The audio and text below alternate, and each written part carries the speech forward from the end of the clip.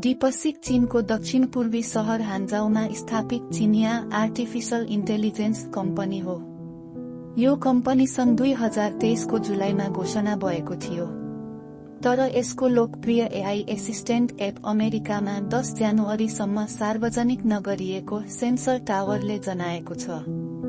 लियाङ बेन फन्डले आफैले सञ्चालन गरेको हेज फन्ड अर्थात् मानिसहरूले लगानीका लागि जम्मा गरिदिएको पैसाको समेत प्रयोग गरेर deepseek स्थापना गरेका थिए। इन्फर्मेसन र इलेक्ट्रोनिक इन्जिनियरिङमा स्नातक गरेका 40 वर्षीय लियाङले हाल चीन निर्यातमा प्रतिबन्ध लागेको एनभिडिया A100 चिप्सहरूको एउटा भण्डार नै बनाएको बताइएको छ।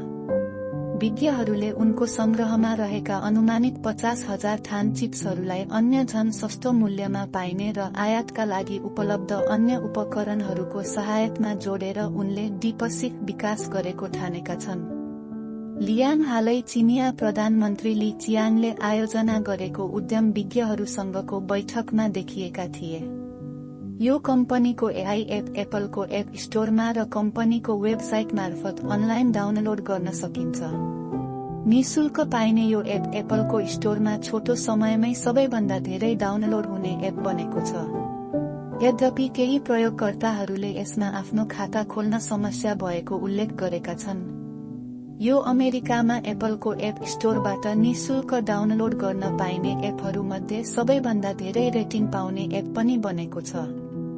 deepseek आफ्नो शक्तिशाली एआई एसिस्टेन्टका कारण लोकप्रिय बनेको छ र यो च्याट जीपीटी जस्तै गरी सञ्चालन हुन्छ।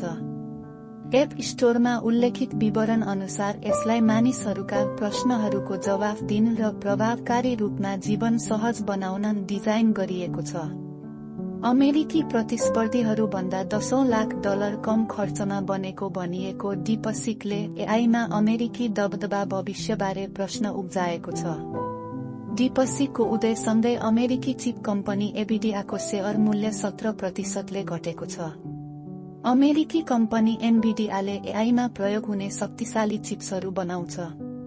deepseekको असर सबैभन्दा धेरै यो कम्पनीमा पर्ने देखिएको छ।